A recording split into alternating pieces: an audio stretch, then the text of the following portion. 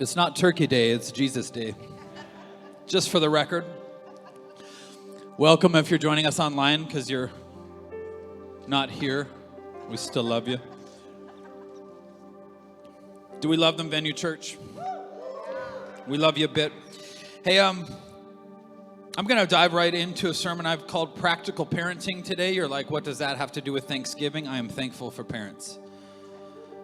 God bless you, parents. If you're not a parent with kids in your house right now, you need to be helping parents. The struggle is real, everybody. You need to be helping somebody. If you're a grandparent, you need to be helping those grandkids and not spoiling them rotten. You need to be blessing the parents. You need to be praying for parents. If you have nieces and nephews, if you are in the church, because all the children of the church belong to the church. And we have many cousins. My children have many cousins here in the church. We need to be praying for parents and blessing children. Yeah? You having a good morning with your kids on the way to church where we hear about how to practically raise our kids. Today's sermon is called What Dustin and Janine Got Wrong with Their Parenting. What's up, guys? We're going to explore everything that they've gotten wrong so far in their lives, in their parenting, so that you feel good about yourself. So just relax. This is all about them. Actually, this is all going to be about Jacob and his family. His sons were the 12 tribes of Israel, and his grandfather was Abraham, and Jacob was a terrible father. So we're going to be discovering through the scriptures how not to be terrible parents, if we can help it. But we're also going to discover what matters to God about parenting. Now listen, God loves family and the devil hates it, and you need to fight for it. And everything that God does is to set the solitary in families. There are people in your neighborhoods that don't have, they have kind of family, but they don't have God's family. And God's like, I want them here. I want them to have family the way that you might feel like, hey, I don't have a family. I'm in between families right now. I don't know your story, and it's painful. Everything about parenting, I describe parenting like this. What's it like having 4 kids? Well, I'm like, imagine having 3 kids and somebody hands you a baby and you're already drowning. Here you go. Yeah, it's like one horrible adventure after another. And we need the grace of God, and we need to support each other, but we also have to come at it from biblical parenting, and so that we're all headed in the same direction. And I think that there's a scripture that says this, Proverbs 22, train up a child in the way he should go. When he is old, he will not depart from it. That doesn't apply to my daughters because they're not he's. No, it does, of course. Train up children in the way they should go. When they are old, they will not depart from it. But we get that wrong sometimes. Sometimes we train them up in the way that we think they should go. That's not quite the same way as the way they should go. So what you have to do is understand you didn't create your children. God did. You donated towards that. But God created, and only the God who creates can tell that child what they're supposed to be like and how they're supposed to emotionally be one day and their destiny. And if you get on track with what God wants for your children and supporting those people who have children and who are going to have children one day, sometimes I think the best way to learn about parenting is before you have kids. And so we're going to talk about it today, and it's going to be powerful. I remember when we took Arwen home from the hospital. I feel like Arwen is probably in here somewhere. When we took her home from the hospital, the only thing that they asked us was, do you know how to use a child seat? I'm like, yeah, but I don't know how to do anything else. They didn't ask about that. It's probably better that they didn't ask about that. Sometimes I think that the weight of parenting, it's a difficult thing. When I got married to Erin, I got married to an adult, right? So she can kind of do stuff, right? But a child, you bring that child home and you're just like, I don't know, And I remember driving home one day and I'm like, God, I will work 3 jobs to support this child. This is a blank slate. I don't want to mess up this child. The weight of responsibility that we feel as parents is very, very difficult. You need to help parents with that weight of that responsibility. But I remember just that sense of, and then I went back to work the Monday after we had Arwen. This is a little different generation. I took, I think, 1.5 days off for all 4 of my kids. Different generation millennials, I'm just telling you. I got back to work and my boss is like, how's mom? Good. How's baby? Good. He's like, well, little girls' clothes aren't cheap, so let's go. Welcome back to work. I I think we need humor today in the sermon to help us navigate, because everybody's like, I'm a terrible parent. I feel like I'm a terrible parent. Please don't tell me I'm a terrible parent. We're going to find out about real terrible parents today, and God's going to be like, hey, you're doing okay. We're just going to build some skill into your life. So listen, if you wanted to be a surgeon, you would take years of training. There's no training for parents. Think about it. Did anybody take years of training how to be a parent? You might have had good parents. That's like an apprenticeship. Apprenticeship is the only way to learn how to parent. And so if your parents weren't good, doing the opposite of what they did is not going to make you a good parent. It'll just make you a bad parent and do bad things in just the opposite of what your parents did.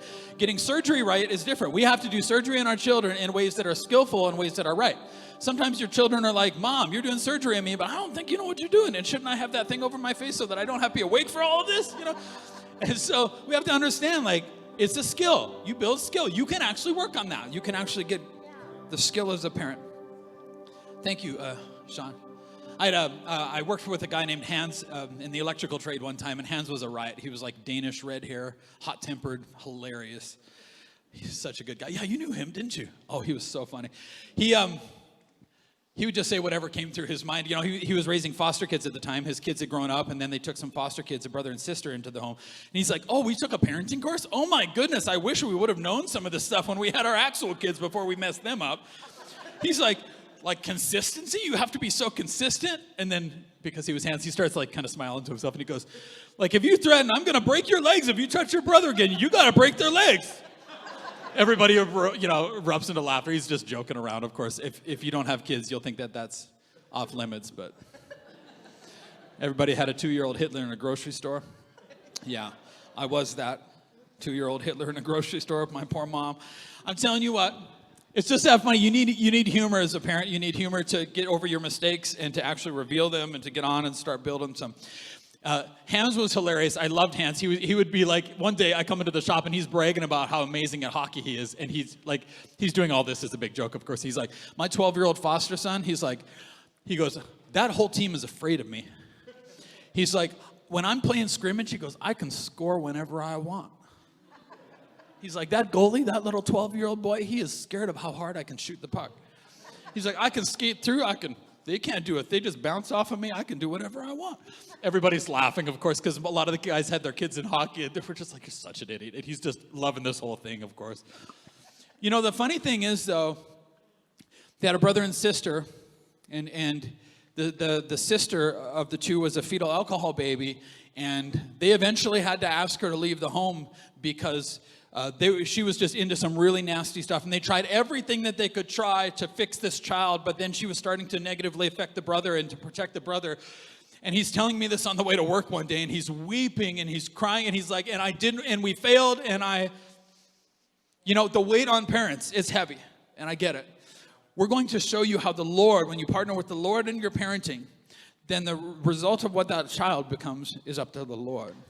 And so what we're going to learn today is some principles about parenting. Don't get distracted with the wrong things. Let's learn about principles of parenting. The first principle we're going to learn about today, before I jump into the story of Jacob and his messed up family so you feel good, is we're going to learn about honor. Paul says this to the Ephesians, children, obey your parents because you belong to them. No, obey your parents because you belong to the Lord. Children, obey your parents because you belong to the Lord. It says this is the right thing to do. It's the wrong thing not to obey your parents.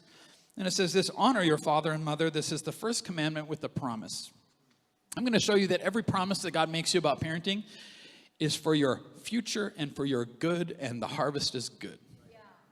So sometimes we feel like, God, you want me to sow this seed, but I don't know. God's like, it's for your own good, you know? And so you have to biblically parent your children. It says, if you honor your father and mother, things will go well with you, and you will have a long life on the earth. What if my mom's an idiot? If you honor her, things will go well with you. Now, respect is a different thing. It is. You have to earn that the last time I checked. You have to earn that with good decision-making, with character, with all of those things. But honor is a different thing. Honor is, I respect the position that God gave you. And when you respect the position that God gives somebody in your life, even your boss at work who may not be a great person, when you respect and when you, I should say honor, that's a different word. When you honor that position, God can bless them, and your life will, you know, and if you honor your parents, some of you need to apologize to your parents because you never honored your parents, you know. You can honor your parents and do things differently than they did eventually, but you still need to honor them. This is why honor is so important for my daughters. I have two of my little gals are sitting here today. How did you get into this? service. I feel like you should. Anyways, my 2 little gals are here right now, so if I get anything wrong parenting, you just ask them. They know all the dirt. It's important for me to teach them honor because this is the only reason that honor matters, or the main reason why. Teach your children to honor mom and dad. Why? Because you reap what you sow. I want them to marry men who honor them. I want them to reap, but they can't reap unless I teach them how to honor. Sometimes moms are like, my kids aren't honoring me. And I would say, are you honoring your husband? Can I just be honest? Can I be real? If you have a husband, can you honor your husband? Sometimes men are like, my wife, my children, they don't honor me. I'd say, like, do you honor your small group leader? Do you honor your pastor? Do you honor your band of brothers? Do you honor your team leads? Do you honor your boss at work? The best way to teach children how to honor is not scream, honor me. We tried it. No, the best way to do it is to tell them how you honor and tell them how it blesses you. So when I talk to my children about my pastors, Pastor Peter and my friend, Pastor Nate, I'm just like, when I talk about Pastor Peter, I'm like, oh, guys, Pastor Peter is so much smarter than I am. Is he? I don't know. It doesn't matter. He actually is. What I'm saying is like, I honor him. He is God's gift to me. When I honor him, man, he teaches me stuff and God teaches me stuff and my life gets better. And do you know how they translate that? If I honor my father, my life gets better. Yeah, that's right. That's how you do it. Just tell them a story about who you honor. It's powerful. I want them to reap what they sow. I want them to reap honor in their lives. And you teach honor in a family. Like, no, we honor each other around here. Honor is a thing in Venue Church. Like, we honor you enough not to gossip about you. We honor you enough to call you out when you do. Yeah. Take your problems up, or if you don't, it's called gossip. And we'd rather not do that because we don't think it's honoring to people. We'll just have that hard conversation. And in Canada, I got to teach you how to do it because you don't know how. All right. Number 2, the second thing we teach our children is the truth. Teach them to tell the truth. There's only 2 rules in our home. Honor your mother or move to Mexico. I'm not kidding. Honor your mother and tell the truth every single time. The hardest consequences that we have in our home are when you tell a lie. If you tell a lie, it is the end of the world. We're going to dig down. The truth needs to come out. The truth needs to win out. Sin is not the problem in your home. Sin builds walls. That's not the problem. It's when you hide the walls that you're building. That's the problem. So when your children are lying to you, they think that they're smarter than you because you believe them and you don't call them. In kindness, you can call them, but like, baby, that's not the truth, is it? You got to call it out and get down to the truth. The truth has to come out. The truth has to win out every time. And if you are somebody who has problems and issues with lying, deal with it because you're going to pass it on to your kids. You're going to teach them that you think you're smarter than everybody and you're allowed to filter the information in a way to get what you want. That is not what you teach children. You do not get to filter information to mom. They get the whole truth and nothing but the truth, so help them God, or go to Mexico. It's just like, if you want to eat and live indoors, you tell the truth in this home. That's what we value. That is the currency of our home. That is the value. We share it. Lying breaks relationships. If you lie to your mom, you don't want her to be mom. You want to be mom. You think that you're that smart. You are not. She is mom. Tell your mom the truth. Let her decide about you. Is that good? Honor, teach them to honor, and teach them the truth. Genesis chapter 37, it says, so Jacob didn't teach his kids either of these things. He settled in the land of Canaan where his father had lived as a foreigner. This is the account of Jacob and his family. When Joseph was 17 years old, he often tended his father's flocks. He worked for his half-brothers, the sons of his father's wives, but Joseph reported to his father some of the bad things his brothers were doing. Now, it's okay to get siblings to spy on siblings. You can use Facebook too, that's okay.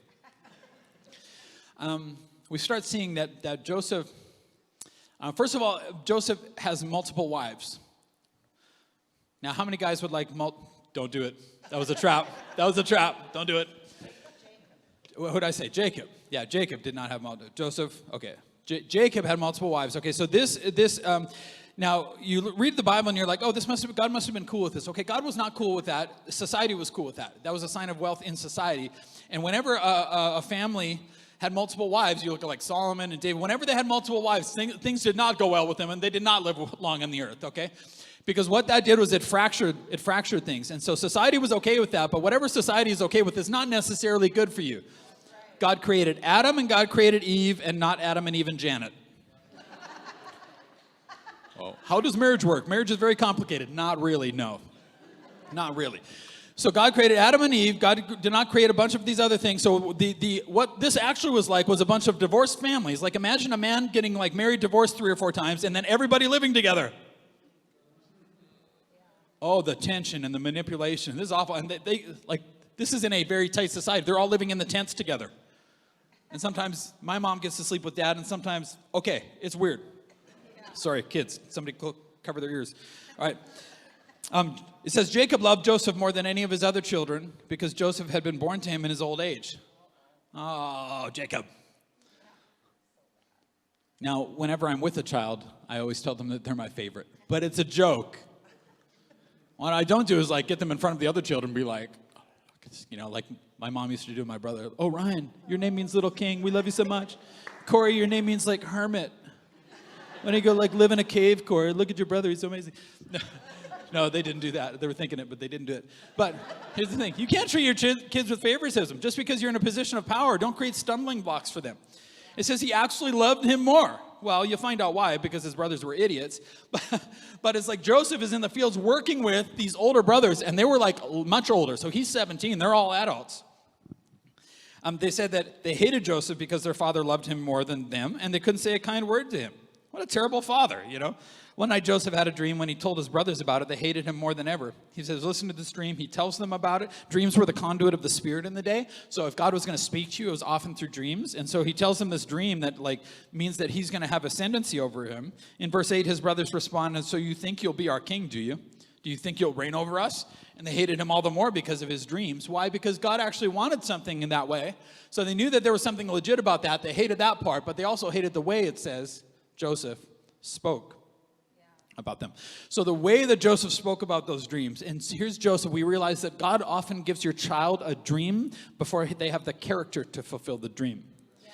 So don't speak that dream too soon. Don't speak it to people that hate you. This is good for everybody. You need to build the character to handle the dream. God will give you the dream first, but that doesn't mean you have the character to actually fulfill that dream. That's all conditional on what you want to do. Joseph has another dream, but soon after this, Joseph's brother went to pasture their father's flock in Shechem. Jacob sends Joseph there and says, bring me back a report. When he arrived there, a man from the area, in verse 15, noticed him wandering around the countryside.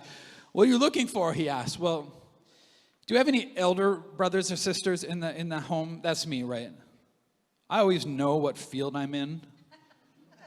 The little brother and sister, it's time to mow the grass. It's time to do dishes. Where are they? They're in the bathroom, man. They just go hide in the bathroom. They're finding themselves someplace.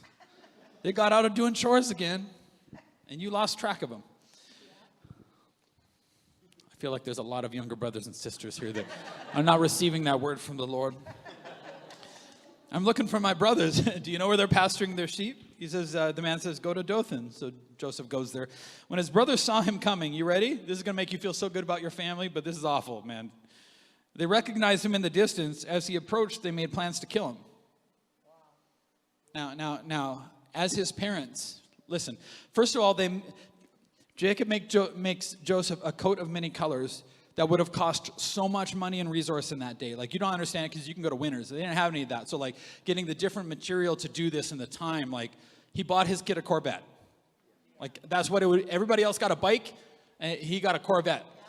And so Joseph, because they haven't taught him wisdom yet, and because they really put stumbling blocks in his path, Joseph shows up to the fields in a Corvette.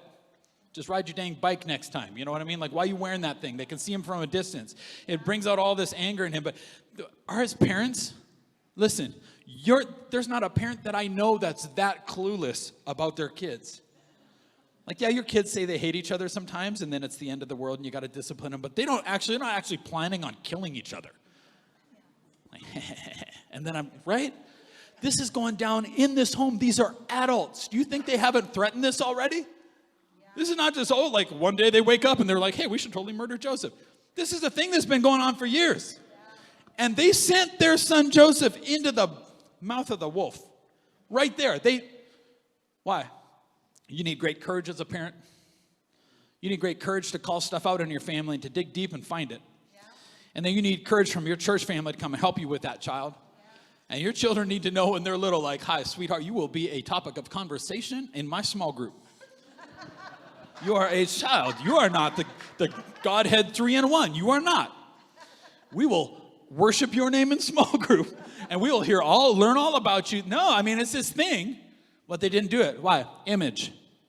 Because if you bring up your mistakes in your home, everybody's going to think you're a bad parent. You know, I'd rather have good kids, and you think I'm a terrible parent. One day, I'd rather have good kids if you think I'm a terrible parent. I don't care what you think about my parenting. I care about what God thinks about my parenting. And we got to get it right sometimes. Okay, that's just for free. Here comes the dreamer, they said. Come on, let's kill him and throw him into this well. We can tell our father a wild animal is eating him, then we'll see what becomes of his dreams. That's normal. When Reuben heard of their scheme, the oldest, he came to Joseph's rescue. Let's not kill him. Why should we shed any blood? Let's just throw him into this empty cistern here in the wilderness. Then he'll die without our laying a hand on him. All right, so let's not stab him, John Wick. Let's just starve him, because that's way better. He was secretly planning to rescue Joseph and return him to his father. When Joseph arrived, his brothers ripped off the beautiful robe he was wearing. That's what they'll do if you show favoritism. Here's what I know in my home. If one child asks for a cookie, I'd better have 4. That's right. The other ones find out they have powers. What's that on your... Is that cookie? Oh, my God, why don't... It's a thing. Then they grabbed him and threw him into a cistern. Now the cistern was empty. There was no water in it. That's very painful. Timmy got dropped down the well. Watch this. Then as they were sitting down to eat... If I was planning a murder, that would take a lot of my time and energy, but guys are so guys and stupid. I'm hungry. That took a lot of work, man. He was squirming a lot.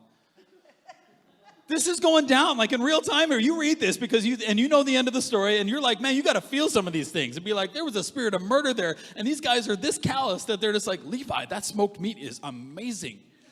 And Levi's like, I can't hear you. Joseph, shut up! Shut up down there! Levi, help me. I wanted some smoked meat. I'm super hungry and I don't want to die. This is going down right now. They looked up, saw a caravan of camels in the distance coming towards them. It was a group of Ishmaelite traders taking some trade goods down to Egypt. Judah said to his brothers, what will we gain by killing our brother? We'd have to cover up the crime. Instead of hurting him, let's sell him to those Ishmaelites. After all, he is our brother, our own flesh and blood.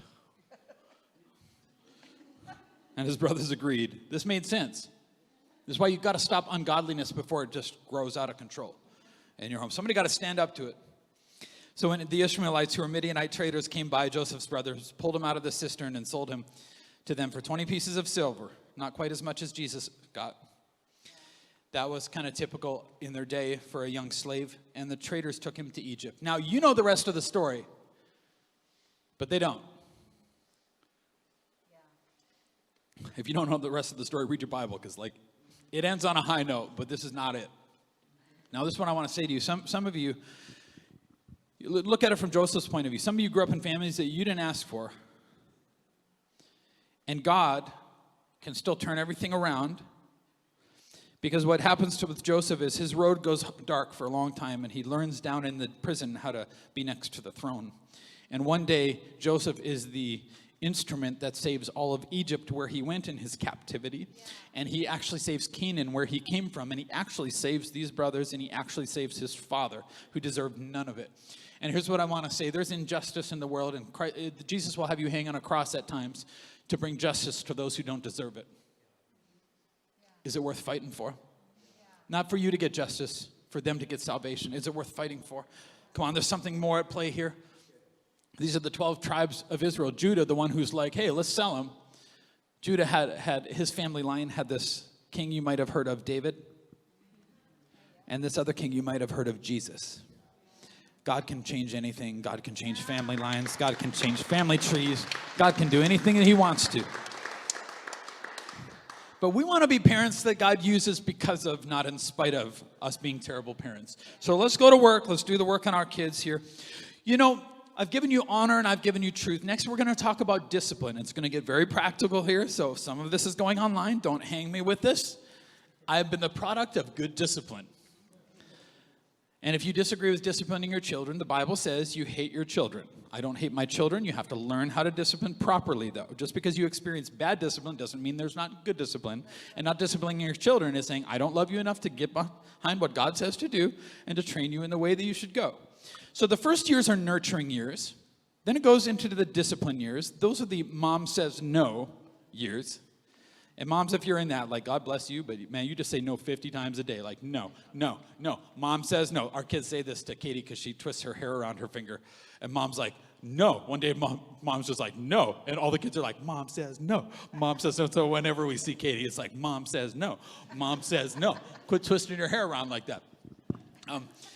There's the nurturing years. The nurturing years, my wife is a great nurturer, but and there's nurture and discipline, and then there's coaching. There's all of these things in all of these years, but the first years are really nurturing years. Now careful in the discipline years that you're not still trying to do everything by nurture, because the child needs discipline. Now, if you try to discipline in the coaching years, that's very different as well. It doesn't work as well then. You've got to discipline in the young years if you can get your children young and discipline them in the way they should go. And then in the coaching years. And so there's nurture and discipline and coaching in all of these years, but these are the focuses: nurture, discipline, coaching. Okay, let's talk about the discipline years.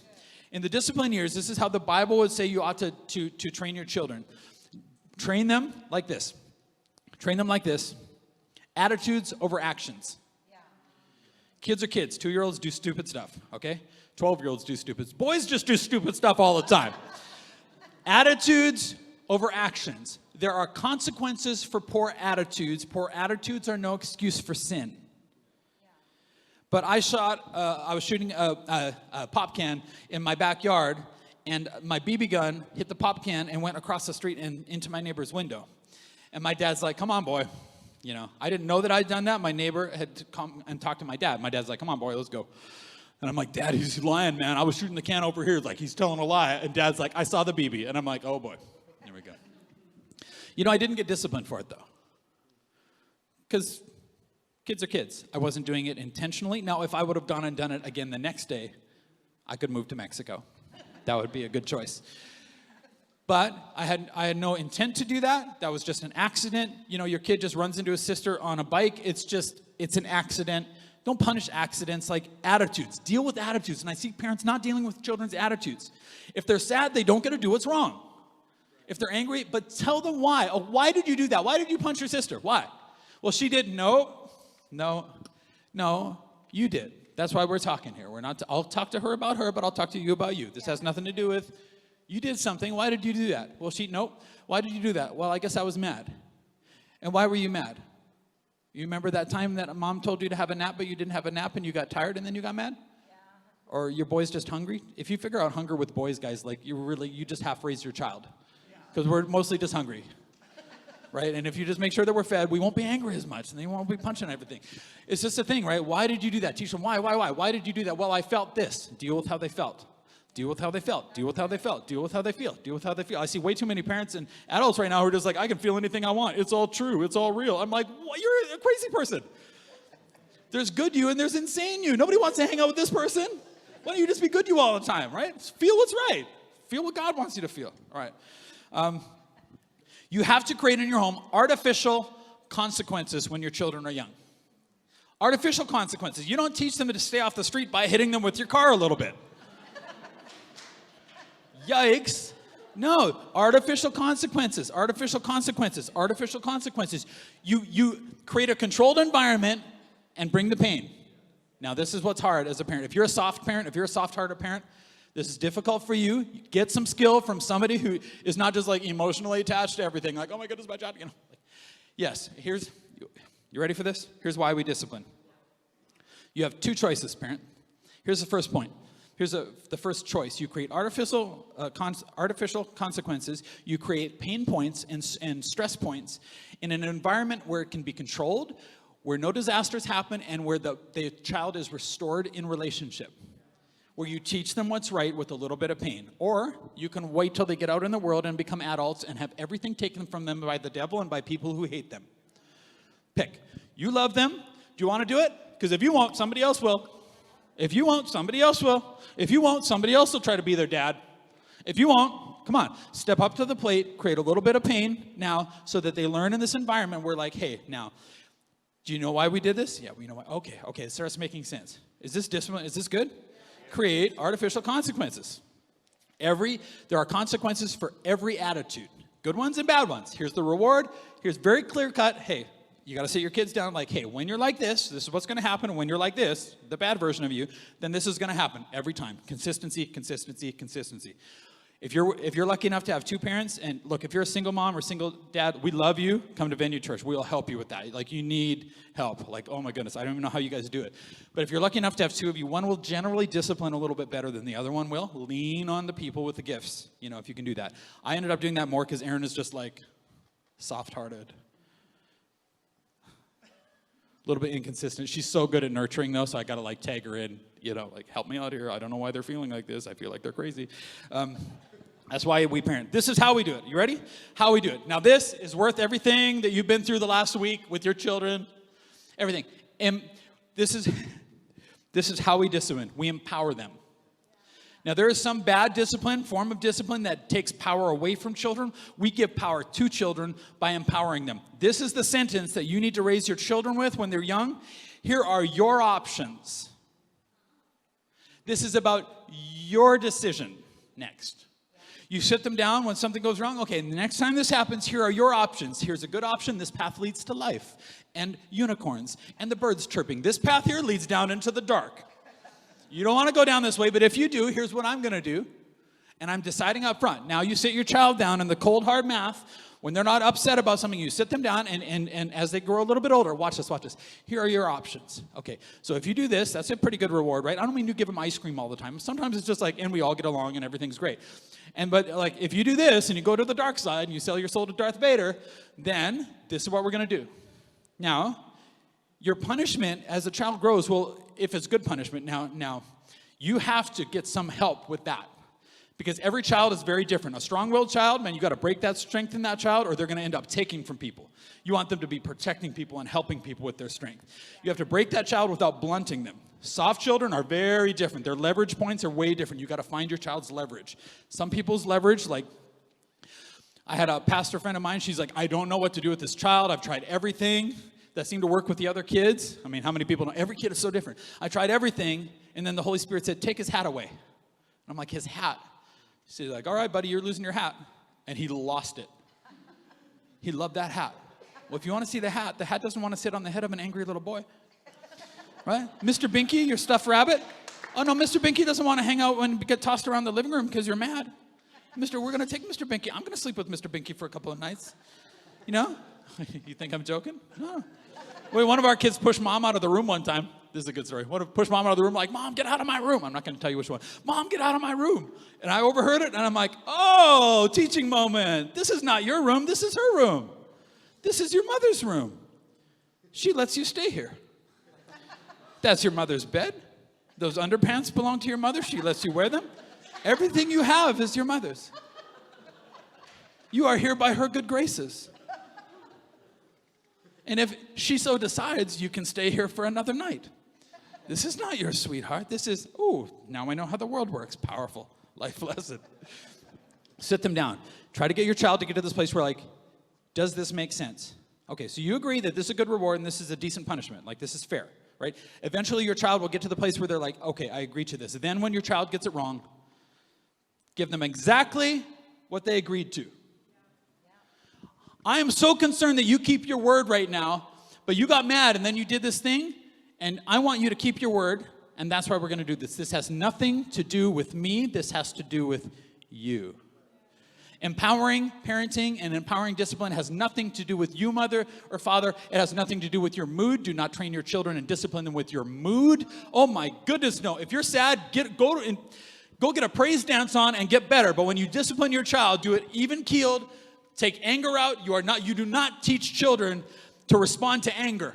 Or what? Or my daughter's going to marry an angry person and do whatever they want? No. Yeah, absolutely. It has nothing to do with my mood. It has nothing to do with me as a parent. It has to do with you. Remember this conversation? Then this needs to happen. I am so concerned that you keep your word.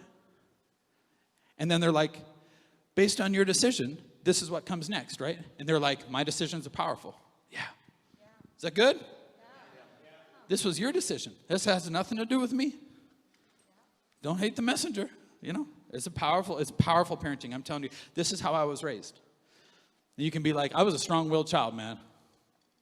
My dad was stronger. My mom was more stubborn than I was. I'll tell you what, I never loved and respected my parents more than in those discipline moments. I can feel it. I remember it. I remember thinking, like, my dad loves me enough to stop the crazy. And he's strong enough to do it. He would just sit me down. He'd come up. He put me in the Richard Cope sweat box. Some of y'all need to learn what this is. It feels really bad if you're soft-hearted, but it's like, go up to your room and I'll be up whenever I get there. And you can think about your life choices. And I did. And I went up and I was mad at first. And I'm like, stupid Ryan called me fat again, because that's what Ryan would do. And Mom would never be like, no, I'm just kidding. He would call me fat. And then I would punch Ryan, and then it was the end of the world. I would go up and I would think about my life choices, because it only had to do with me. And then Dad would come up, sit beside me, and be like, well, we had this talk, right? You remember it? Yep. So we agreed to this. Yep. I care about you. I know. Right? And then here's what you do. After you discipline your child, whatever that discipline form takes, you have to find their leverage.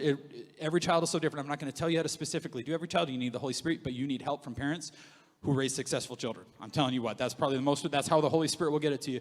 Then you bring them back in afterwards. Don't stand off. Don't talk about it. If they pay the price, they pay the price. Get on with your life. Like, hey, good job, bud. Yeah, you did it. Yeah. That's power.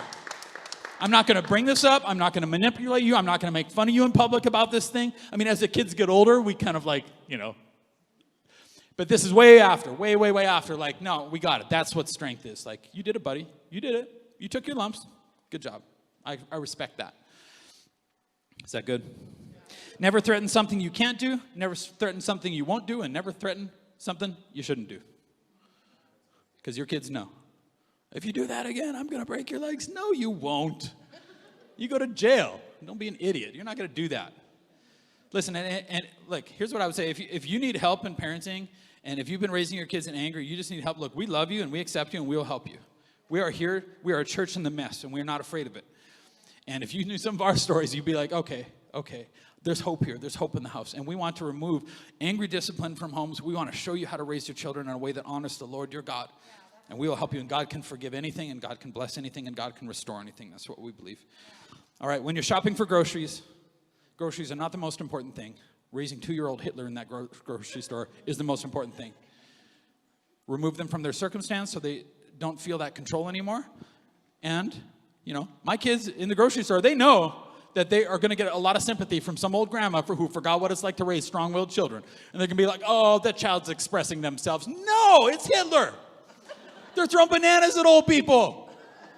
Oh, you think you're immune here? You think you're immune in church, little sweetheart? We had one of our daughters one time thought that she was off limits in church. I'm like, oh, Dad's powers extend here too. To the car we go. Oh, absolutely. No. Raising that child is the most important thing. Leave your grocery cart there and come back in 10 minutes. And when your child understands how the world works and knows that mom loves her enough to do something about it. Yeah, that's good. That's good.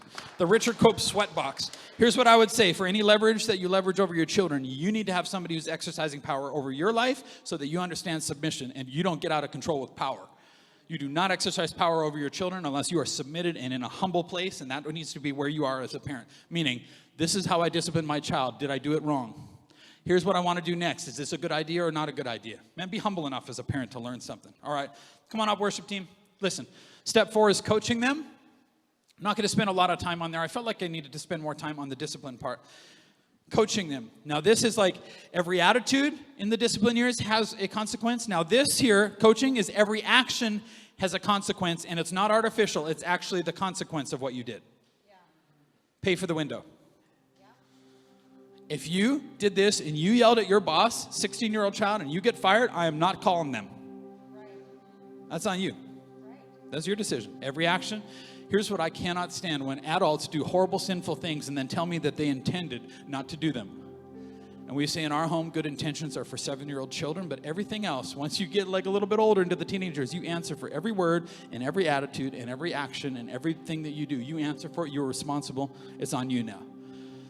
My daughter, Arwen, is 18. She saved up thousands of dollars of working money. She got zero of it from Dad. And she saved up all this money. She bought her own car. And now in the coaching years, it's like, here's what I would do, sweetheart. Here's how I think about it. I feel like this is a good one. I feel like I don't trust this person who's selling this one. I feel like, what do you want to do? It's your money. What do you want to do? If you get to buy a lemon, it's going to be on you too. And Dad's, Andy Stanley says this: don't bail, let them fail. Don't bail them out, let them fail. If you don't, they're going to find out later, 10 years later. You don't want them to. You want them to find out now. All right. The 5th thing you need to do is you need to give your child back to God, because that was the point. You're just a steward in the meantime. You are not their father. I find it hard now. Like, I feel like I was good in the discipline stages and really good in the teen. I'm a good dad. It's a good father. It's just who I am. It's who I am. You guys know that song? I'm quoting song lyrics right now, which I think are funny. Let me tell you how I'm struggling right now, though. Arwen is 18. She's like an adult. She could go to jail now. But I don't mind environments that I can kind of control. I don't mind that. I just find like now I'm just like, I feel a little bit out of control maybe, and I'm having to do this other thing that's really not, I don't know why I'm not doing well with this thing. But you know what I did? I just went out and I just prayed just last week. I'm like, God, she's like an adult now, and I'm going to turn her over to you now. Now, I'm always going to be her dad, and I'm always going to try to protect her and love her, but I'm not going to get between her and consequences and her and you, God, or her and her husband. That's not going to be my role. I'll help in any way that I can, but it's going to be as an advisor, And I'm struggling with this, and I'm just like, and it's not like she's a great kid. You're a great kid. But you're not really a kid anymore, And I'm like, if you want to, you could blow up your life. And I don't know what I'm going to do. Cry a lot, I guess. But I went out and I prayed. And I'm just like, God, it's time for the A team to step in. And that's you. And I was just here just holding this child, for a while. And I kind of got to this place where I'm like, and we made mistakes and that I regret. And our marriage went off the rails. And I wish that her as the oldest, she kind of suffered most for that. And I wish it didn't happen. But it did, And I'm just like, God, if you can redeem the lives of these crazy people in the Bible, like surely you can help us. I feel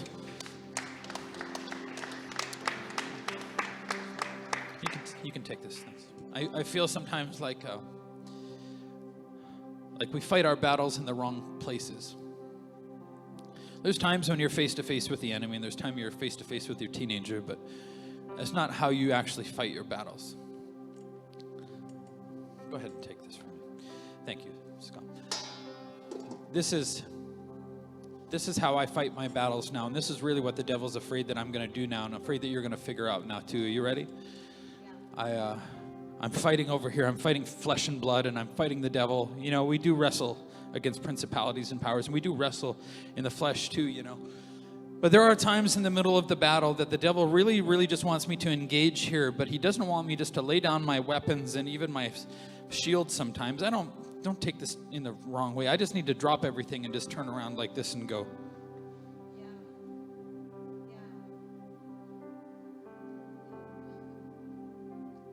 God, I'm in a wrestling match over here, and I'm not winning. I don't think you're winning. What do I do? And you know what God says? He's like, why don't you put a worship song on? Why don't you go for a walk and worship me and say thanks? And why don't you worry about being a good son so that I can, why don't you do a little worship two-step? I'm like, I don't feel like doing a worship. He's like, well, just do it. Why don't you sing? Why don't you lift your hands? Why don't you fight the battle here?